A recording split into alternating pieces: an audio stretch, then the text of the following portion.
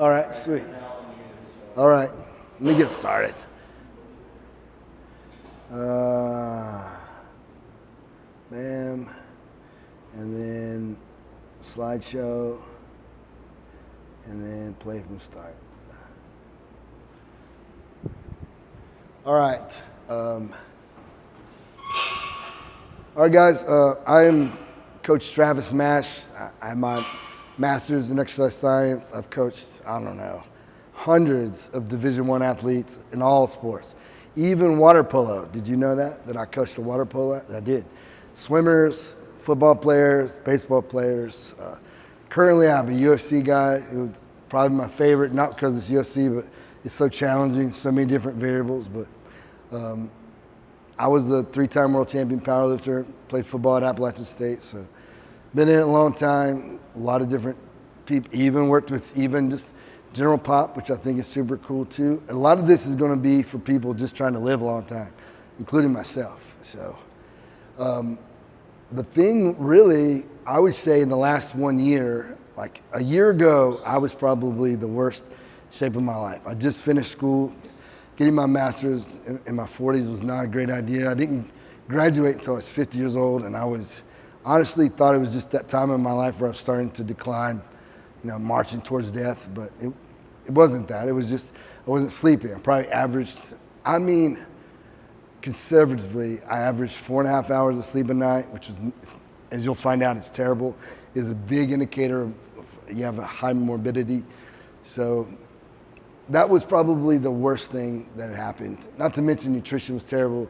Just like all the stress from trying to get to school, still trying to maintain my business so I could support my family. But sleep is the number one. And we're going to talk about quantity and quality.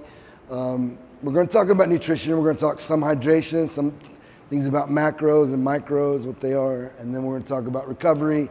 But I will tell you straight up, if you're not handling the first two, sleep and nutrition, don't even sweat the last one because it won't matter.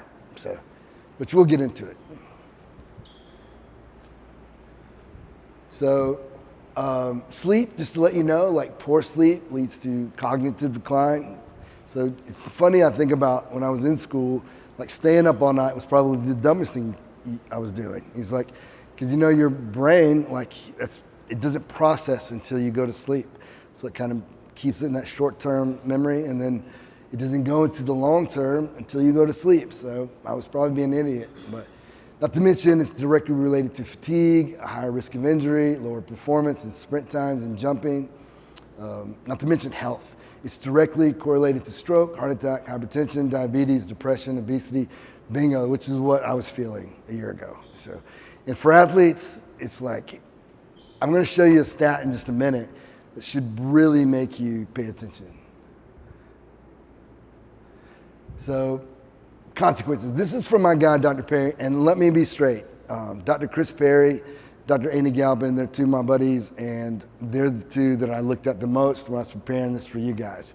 So if you really want to dive deeper into what we're going to talk about, those are my guys, and that's who I would recommend. This is straight from Dr. Perry. Stole it completely from his PowerPoint when he was here with Forged Athlete. And so it's just understand this. Slacking in your sleep is going to lead to reduced performance, decision-making ability, learning and cognition, reductions in immune function, meaning you're going to get sick more often, and susceptibility to weight gain. Bam, I had all that. It's awesome. Yeah. So how much should we sleep? Now, look at the bottom. This chart is a little confusing. Stole this from Dr. Perry as well. But for you guys, 14 to 17, 8 to 10 hours is going to be, with 11 being the top end, 7 being, the least amount you should get. Young adults, 26 to 64, 7 to 9. 7 to 9 is what you should remember. That's the big one. If you can get 7 to 9 hours, you're good. But understand, you can laugh about it all you want. If you're I just can't do it, 6 hours, make all the excuses you want, but you will not reach peak athletic performance unless you do. And so laugh all you want. But the funny thing is when the athletes come to me, my guys, some of them here, Here's one. Like when they come to me and they tell me, I want to be the best at X. Awesome. It's not me they tell me that. And then they laugh about only getting 6 hours of sleep, then I won't take them seriously.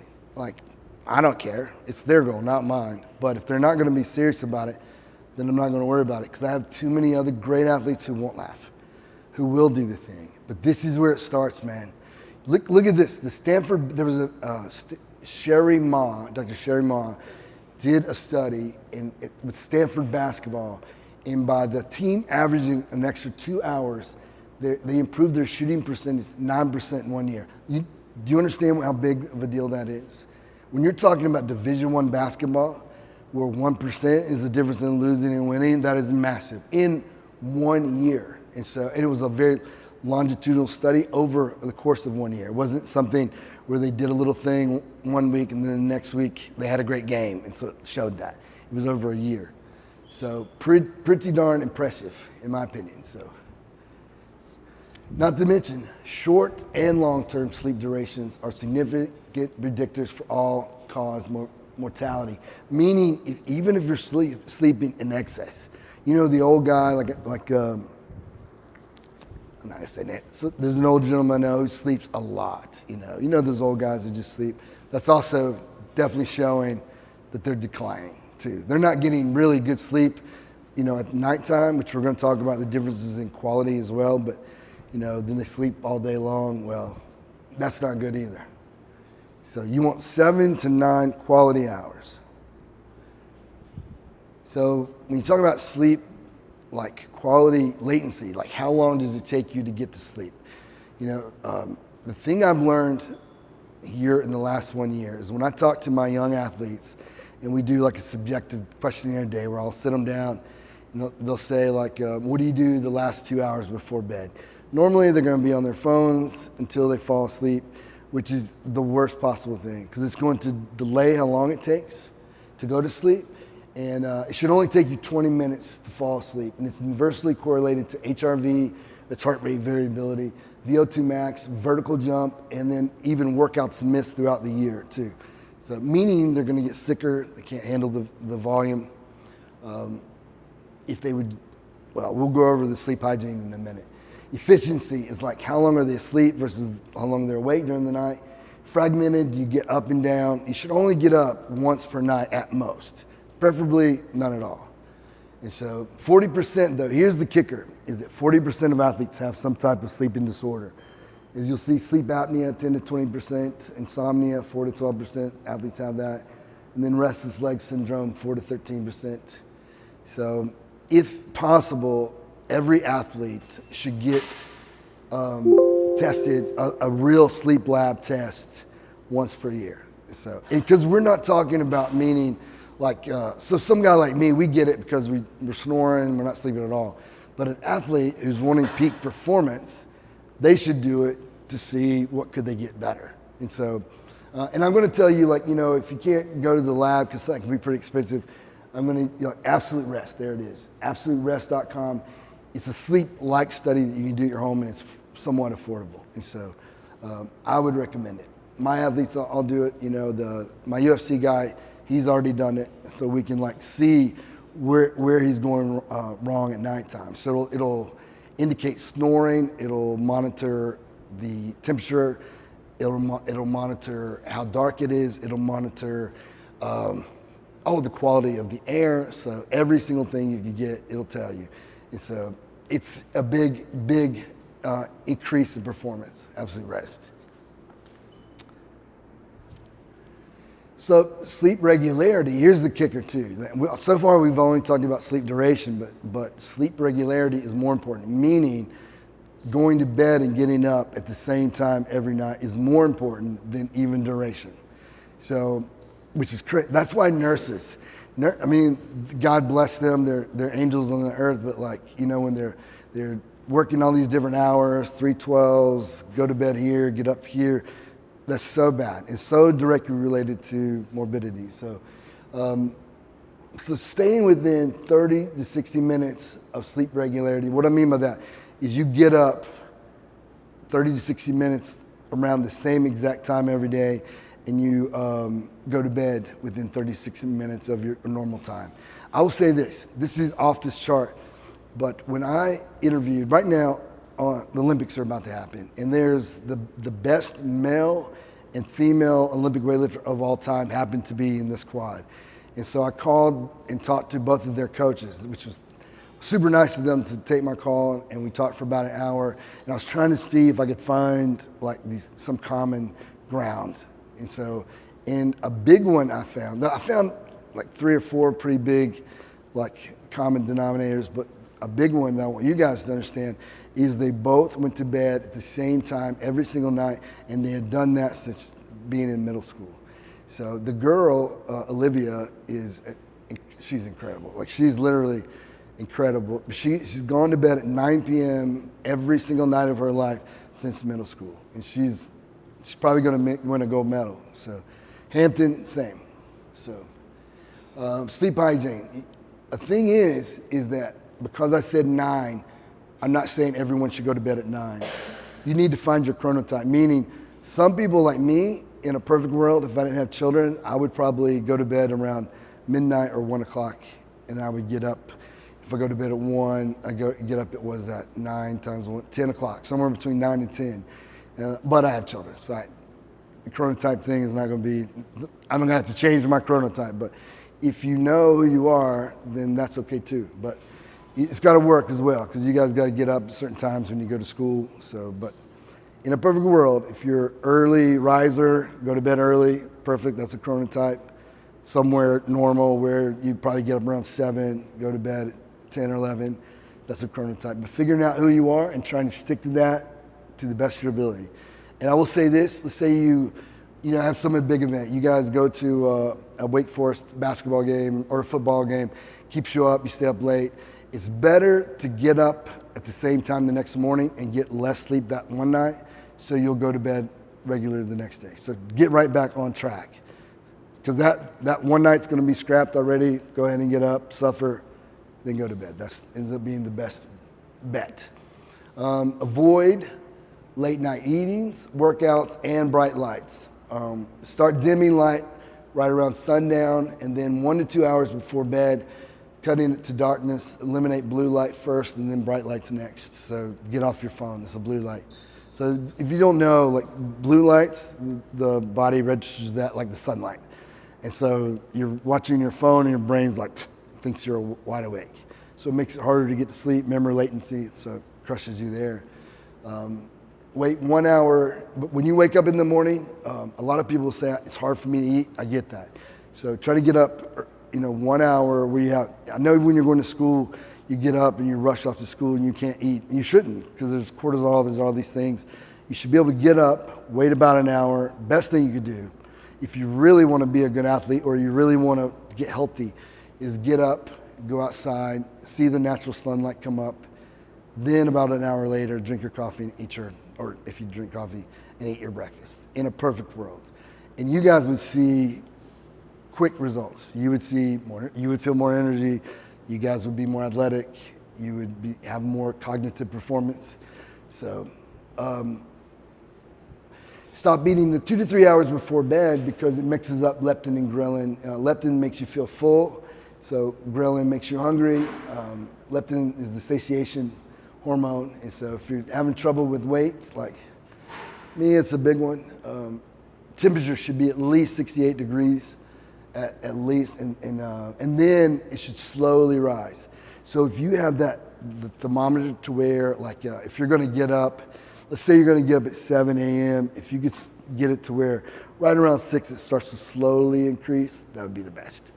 And then to normal 72 degrees. And so now there's also I'm going to tell you on the next page, there's this called, 8 Sleep? It's like this mattress you can use that is even better. Because, having it 66 or 68 degrees is one thing, but having the mattress to be that's even better. A hot bath or sauna before bed is good for most people because it peaks the heat, and then you get out and then it drops your body's temperature. Unless you're like me and you're a high stress person, you got like a low HRV, then it's better to do the ice baths. And so I would recommend all of you guys get an Oura ring. Oura is a little bit better than the Whoop. I guess, as of late. But having a Whoop and just starting, I've just got like the Garmin, but it's big. I can definitely see things like, which I know for you guys it won't matter, but like if I have wine before I go to bed, definitely affects the sleep. And so just knowing, just having something that says that, like my there's deep sleep and then there's REM. REM is where you're dreaming. Deep is where you're like completely out. No one can hardly wake you up. Deep is important. But like if you drink a glass of wine, it affects that like crazy. And so that's not good, especially as we get older. It's terrible. So no wine, I guess. And so yeah, that's the 8 sleep. So if you guys want to look into that, it's also got a snoring detector too. So get the 8sleep.com. It will. Oh, you know what's crazy about this 8 sleep too? Like I just found this out today. My buddy, Dr. Gal, you probably met him. He's been to, at our old gym. She was a member of he started a gym in Louisville. He's been there, but he's a part of that company. But like if you start to snore, it like raises your head up so you won't snore. It's crazy. So I'm gonna get one. So but those things cost. But here are 2 things that don't. Free measures of sleep. You guys, I'll try to send everyone who signed up.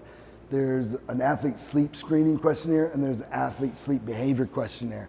And I'll send it, I'm definitely gonna send it to you guys. And so I'll send it to everybody. It's a good free place to start and it'll kind of grade you and give you some ideas of where you should start in improving your sleep. So, any questions? This is open at all. Yeah. Say what? Is the position you sleep in affect anything? It is, yes. Matter of fact, Andy talked about it in a podcast just today. He talked about with he does a lot of really good MMA guys. And his Dan Garner, his partner, is a guy, Sugar Sean O'Malley. I don't know if who that is, but they coach him. But one thing was they bought a really cheap pillow that kept them on their side so they wouldn't roll into their back. Because when you roll into your back, that's when you have the snoring issues, which can really affect quality of sleep. It's still bad to go to sleep at night or later in the day. Like going to bed at 2 in the morning and waking up at like 10. Is that bad for you? Do you do that every single night? I mean, now it's hard to. If in the fall you're gonna switch it, yeah, it's bad. So especially, yeah. I usually go to bed at like 10 and wake up at 7. You want to do it every single day of your life if you want to be great. So, but I'm not saying, look, you don't have to do any of this. I'm just saying if you truly want to be great, that's something you got to ask yourself. Everybody thinks they do, but when it comes right down to it, not many people do. That's why when I was lifting, I was the only one winning. All those other people could have made the same decisions I did. Only some of them did, but they still couldn't beat me. But, I made a lot of decisions, a lot of life-altering decisions, so it's hard. Being a great athlete is hard. That's why there's only one Michael Jordan.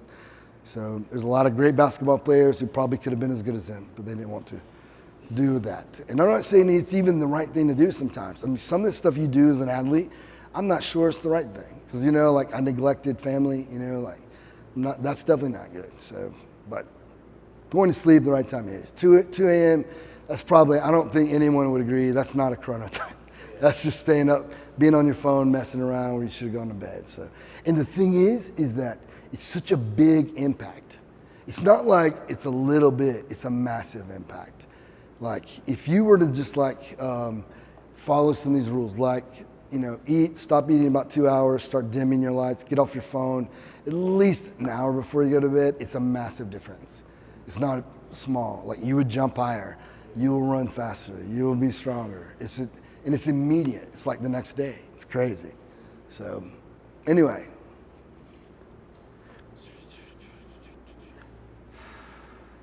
Nutrition, hydration. What I've given, I'm assuming that a lot of people watching will be like, young high school or adults trying to live a long time, and even for college athletes too, this is what this is hitting. So I didn't want to go too deep, but hydration, because I know with sleep and hydration, this is where most people will drop the ball. But drinking a half ounce of water per pound of body weight is a great place to start. So you take your body weight divided by 2. So is what it ends up being. And when you train, when you're playing football or basketball or MMA, like weigh yourself before and after and try to, whatever you've lost, replace that amount of fluids by 125%. It's good to drink about 8 ounces prior to training. Also good to take 500 milligrams of salt before and after training. It's because it's that salt, sodium, potassium, those are important to every single mechanism in the body. Every single physiological mechanism in the body relies on that, sodium, potassium pump. Quote from Dr. Galpin: being middle of the road on hydration is fine, but even one standard deviation off will induce fatigue, brain fog, GI distress. So kind of like what I'm saying, do what you want, but it's a big difference. I will say this too, is that he was talking about, especially for you guys in jiu-jitsu, MMA, where you're going so hard, you should try to take your body weight, divide it by 30, and that's the amount of ounces you should drink every 15 to 20 minutes of training. So to replace those fluids. And it's a big difference. If you can, it's not go chug, but every 15, 20 minutes you take a break, instead of sitting there talking, running your mouth, sip your water, have a water bottle. It's a big difference.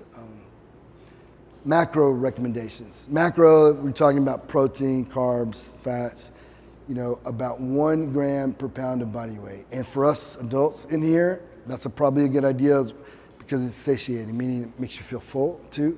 It's a hard one to do, but it's a good one. There's potential too that it raises your body's core temperature and then could burn calories a little bit more. It's not been proven 100% yet. And for you guys, it's guaranteed when I'm beating you up back there that you're not losing. It's that protein synthesis versus protein loss. That's the battle we're fighting. So if all my athletes could at least do that, I'd be happy. 1 gram, and it's harder than you think. So carbs, 3 to 12 grams per pound of body weight.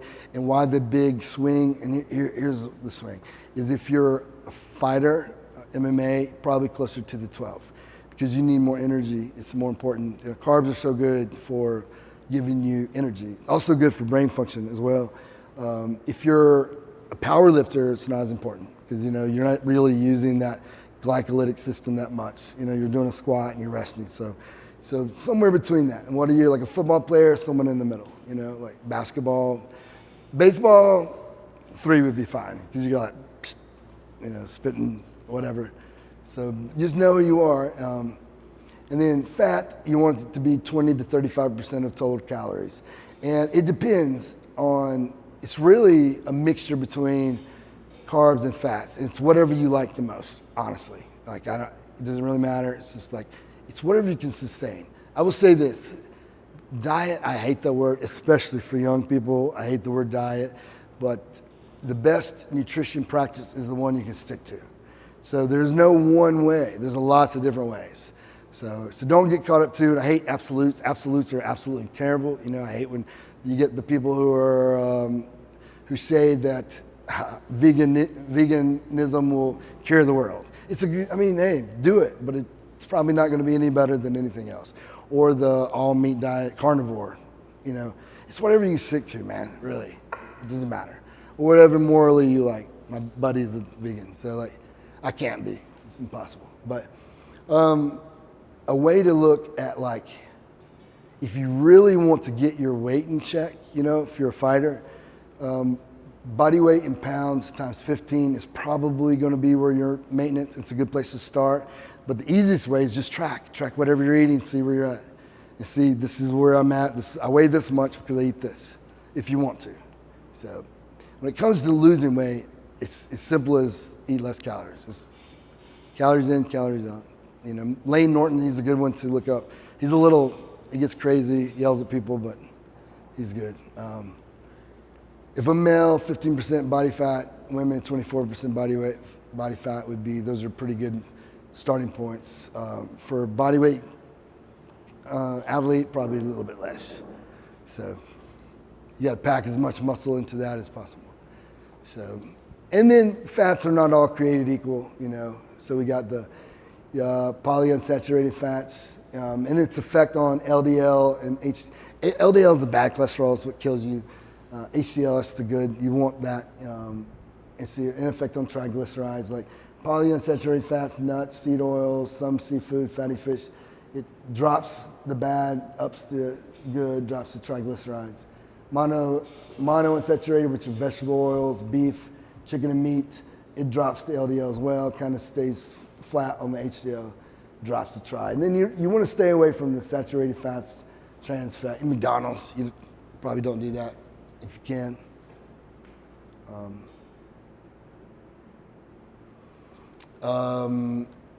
Macros. So like just to know, like if you want to know like what something is, calories, that determines your weight. Macros determine what you look like. It's the mixture of protein, carbohydrates, and fats. And micronutrients is pretty much how you feel. Now, if you really, like for you guys, if you just stick to these recommendations, we're golden. If you want to become, as you get more, or even as we get older, it's probably a good idea to get some, you know, find someone, do some blood work, and get specific on what micronutrients you're lacking. So, you know, that's up to you. Young people, just do this. Eat all the colors and fruits and vegetables. Don't slack on the protein, you know, 0.5 to 1.5 grams of carbs after working out, 25 to 40 grams of protein after a workout.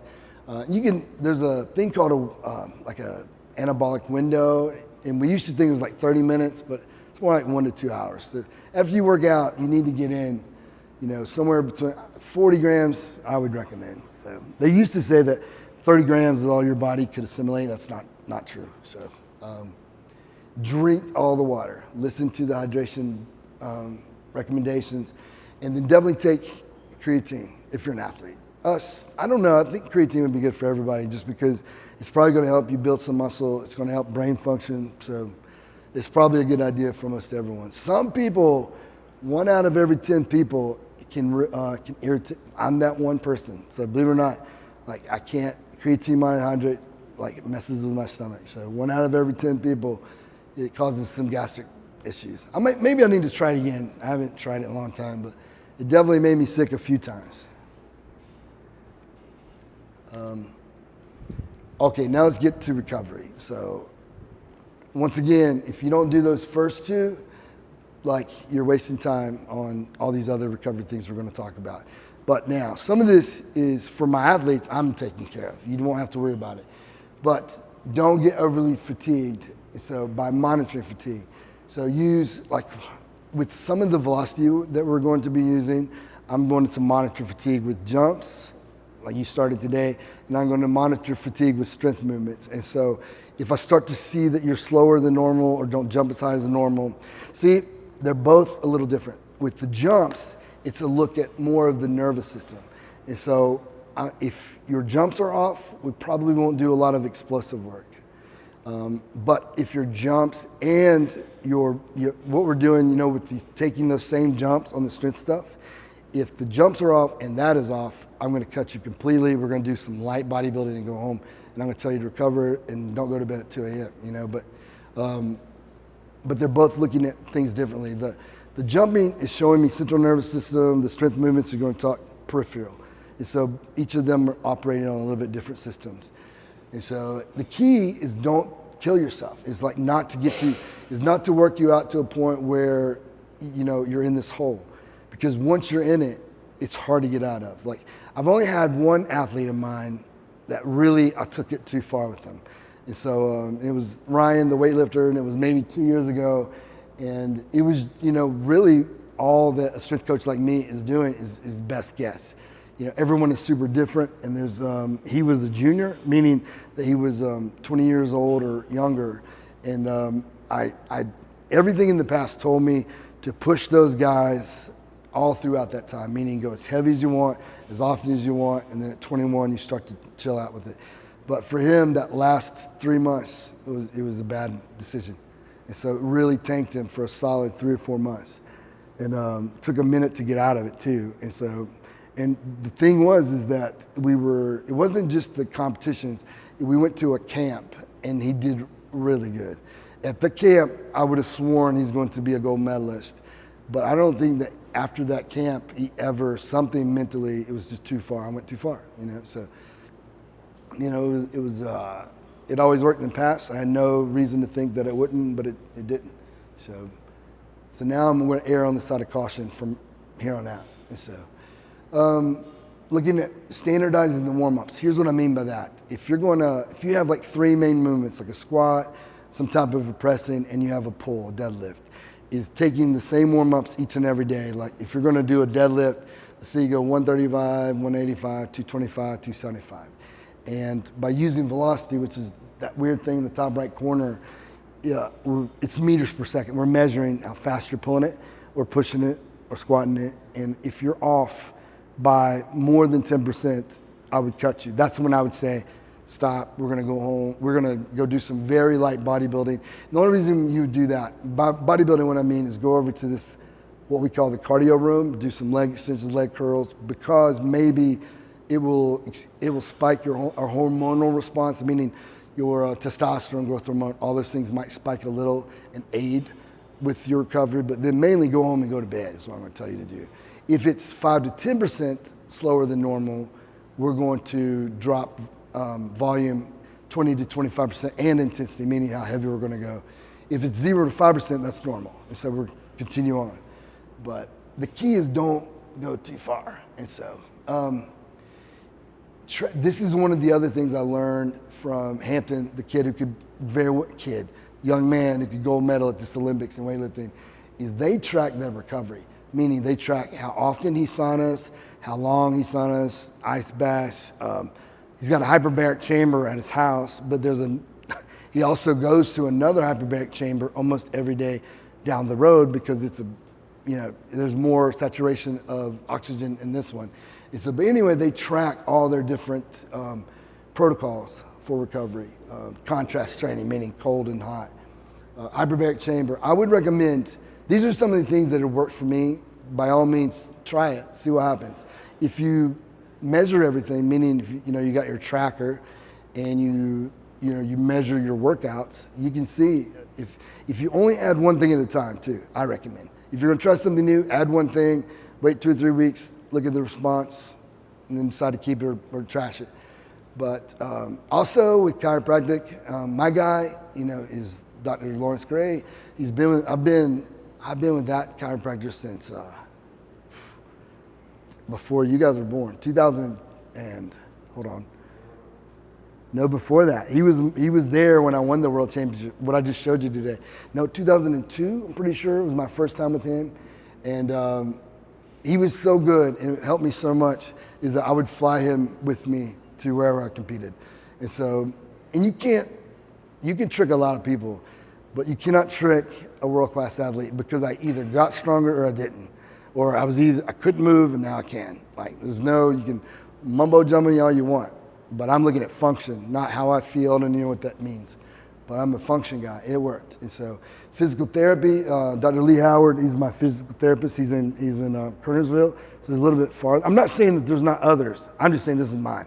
I don't know of anybody else. I've had no reason to check out other places, but you might already. Compression, that's another good one. You got the compression pants. What's it called? Those pants that everybody uses. Normatec. Yeah, Normatec. So I don't know the science in that just yet. I do know the science in the cold, in the heat. Definitely the hot is definitely going to help with recovery. The cold, not as much as everyone says, but it's not bad. It's definitely good if you're an athlete. I'll tell you 2 good reasons. If you're really training hard, it's coming up in August when you guys are like training 2-a-days and maybe you're still trying to train with me, it's a great way to lower your perceived exertion, how hard things seem. And so you're able to go harder. So, and believe it or not, like fatigue is did you know that even though we have more science than we've ever right now, and we still don't know what really causes fatigue? Is it different, is it your ability to produce ATP in the body, or is it some other physiological response, or is it in your brain, which is, I forget what they call that, There's something they call that, but it's where the brain is able to cut you off or not. And so, a lot of those deep divers, people who can hold their breath like 5 minutes, they're the ones who said it's obviously not some physiological response. It's your brain being able to say, you're okay, you're okay, you're okay. Anyway, point being, like a perceived exertion it's a cool thing. So if doing some ice helps you go harder at practice and earns your starting position at cornerback or wherever, then do it. So there's also another one. If you work a high stress job, or you're in school and you're high stress, you got your exams, it's a good thing too, because it'll help to raise your heart rate variability, which is a good thing. So for me, it's definitely a good thing. For us, could be. But people exaggerate it online, so be careful of that. Every quack influencer is going to talk about cold plunges. They're going to say it's the best thing in the world because they don't know science. So they got to say something that makes you say, oh, look at them. But anyway. So recovery, here's my tips. Movement is key. It's like, always move. If something's nagging you, laying around is the worst thing you can do. If your back's hurting, keep moving. Make sure you're moving in a proper way though. You should always be squatting, hinging, unilateral, bilateral, making sure you're moving through all planes of motion. But I know you guys aren't, because which means you're gonna go front to back, sagittal plane, frontal plane, side to side. We're doing side lunges, and then rotation. That's the transverse plane. So, if you aren't focused on sleeping and nutrition, none of this is going to help. Monitor volume in all training modalities. That's what I know you guys are, because that's what I track right there. Monotony and strain. This is a big one. And so, because we're talking about recovery, is if you train, even if you train at the same, even if it's moderate, it's not super hard, but you do the same type of volume and intensity every single day, that's monotonous. And so what it does, studies have shown you're at bigger risk of injury and bigger risk of overtraining. And so you really want to have the days where the volume is high, the volume is low, intensity is high, but moderate volume. So you want to switch it up, which we do. And so, and you need to monitor things. It's like sometimes you write this program and you think it's the most perfect thing on earth, but then if you have checks and balances, that will let you know if it is or isn't. And so, even as far as I have this one for athletes, for weightlifters, for powerlifters, and so we find a few KPIs, key performance indicators, and if X volume and intensity got you to that, I have a formula where I can equate what it's going to take next time. It's never near as much as you think. It normally takes if you're averaged 200 pounds in intensity this phase, 203, next time will probably get you a monster gain. It's where people don't track it and they just guess and they throw on the wall, which is what's happened around here until now. Is they just think, I'm gonna go super hard. Oh, this worked, well now we're really gonna go hard. And that's where you make a bad decision. So manage that fatigue, guys. That's the key. If you manage fatigue, then you don't have to recover as much. So just don't go too far. That's the key. So that's the conclusion, but let me tell you this. You guys can email me. Anyone who's here, who's listening, you got your option. You can either get a free consultation, just email me, we'll set it up. Or I'm gonna do either or I'll do both. Or we'll do a little, performance assessment. We'll do an assessment. And even if you're not, for all the people listening, even if you're not here and I can't do the assessment, I will send you, we'll talk and I'll find you the best way to assess you. We'll do a little assessment. I'll kind of give you an idea of, sorry, I'm talking to Riley. But so if you want an assessment, we'll talk about it. You'll just need to tell me what do you have to do an assessment with? What is your main goals? And we'll look at an assessment and I'll give you some suggestions. Or you can just do a quick consultation, either one. But either way, email me, Travis@RiseIndoorSports. That's our website if you guys want to check it out. If you want to, also now we're just now starting to do more online coaching. And so We've hired coaches. I'm going to be doing some of it. So if you guys are interested in working with me online, I would say email me first. We have some of our coaching things at the Bridge Athletic store /team-elite, that's 1629. But I would say email me and let me see what you're looking to do, and I'll give you the best suggestion. Because some of the stuff we're about to do is not up there yet. So, masterelite.com, we have all of our ebooks, some of our old programs, all kinds of it. Riley's done a really good job of sorting all of our material on there. So go look it up. We get tons of free articles on there, all kinds of free programs even. So just dig in there. There's tons of stuff. But that's some of our references. There's even more references that I just ran out of time, but I'm going to send this to everyone that's listened anyway, the PowerPoint, and I will update the references before I send it. So you guys, anybody watching, if you guys have questions, now's the time. Anyone there, shoot it. Any questions? Yes. Say what? Did you say apps? Naps. Okay. So there's mixed research on that right now. So most recently, it's not good. And so and it can really cause your future sleep to be messed up. But then I've also read research to where it's an indicator of living a long time. So the truth is I can't give you a solid answer, so I won't lie. But I'll tell you what, I will find out because I'm curious. My wife and I were having the same discussion. Dr. Perry most recently was saying naps is probably not a good idea, but someone else said the opposite. So I'm going to find out. I'm going to look at the research, and I will clarify your answer. One thing about me is I'll never lie. Like if I tell you something, it's because I know, or I'll say I don't know. So, but I will find out for sure. I want to know. That's a good question. I like to nap, but that's probably why I'm going to die early. I don't know. Maybe. Who knows? Maybe I'll just, if it's only 2 or 3 years, I'll take 2 or 3 years if I can get a nap in, whatever. Yeah. Questions? Where do you work out now? Where do you work out now? At Phenom. Phenom? I miss having our little lean. So, any questions online? Good. Yes. So is the performance assessment for young No, it's for whoever. usually different Yes. from a little old lady like me? Totally different. That's why I said if you want to do that, probably should start.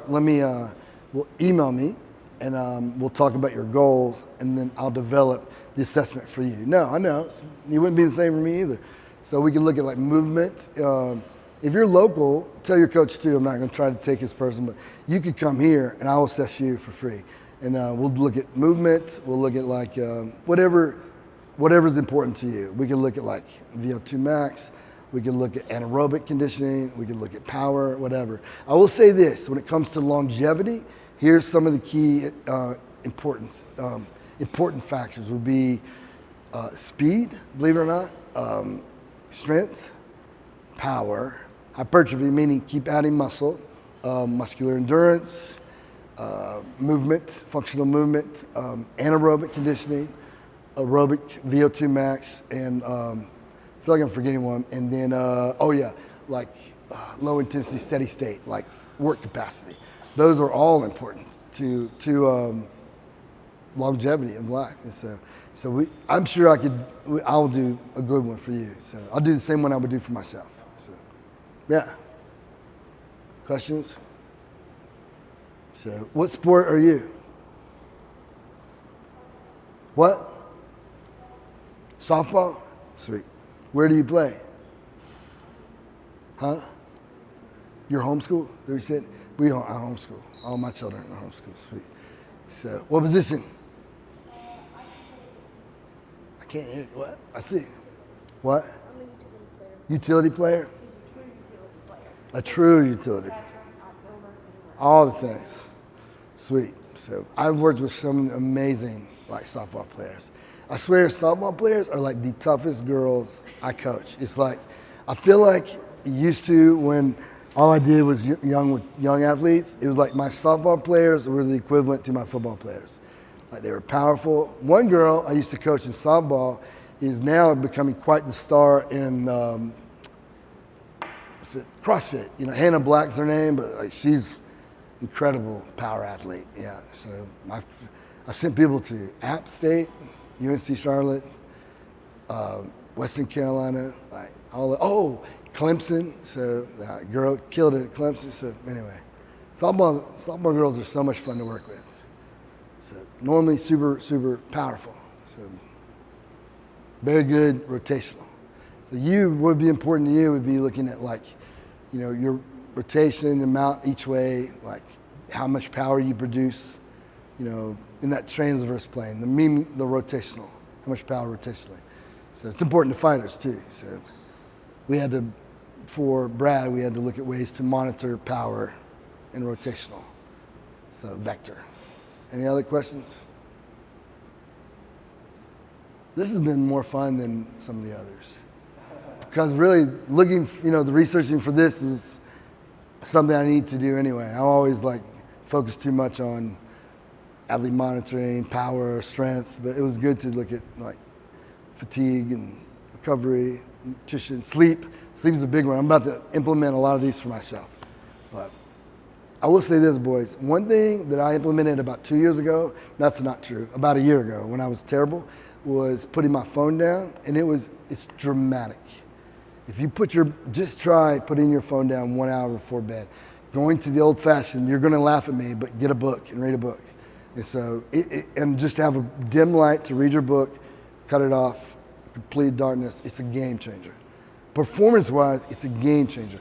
I guarantee that if I measured your vertical now, and you spend a week doing that, I guarantee your vertical will go up. I bet your 40 would get better as well.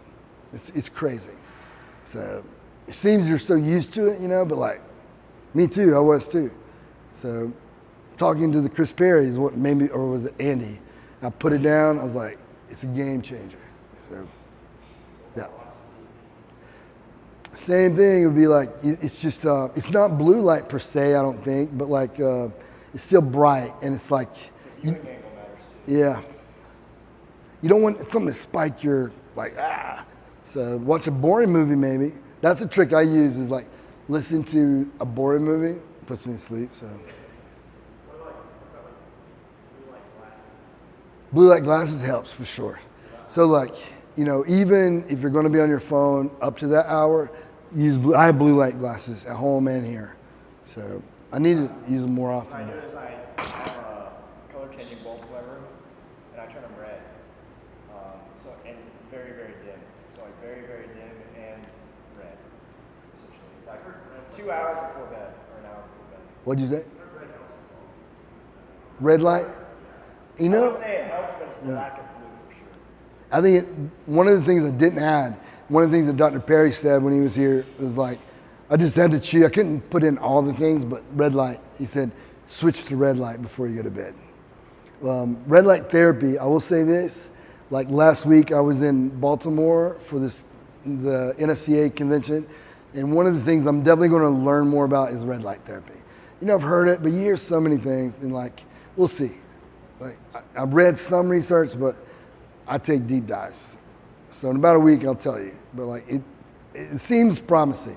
So my wife liked it too, so she got in it, and it's pretty crazy what it can do for recovery. So even cognitive performance, there's potential that it's regressing.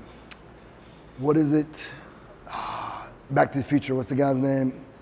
Parkinson's. That it's helping Parkinson's, maybe. I'll let you know. Don't quote me. I need to do the research. People say a lot. When you're selling something, you say anything, but we'll see. I'll let you boys know, and I'll let you know. So any other questions? Anybody? Where do you guys live?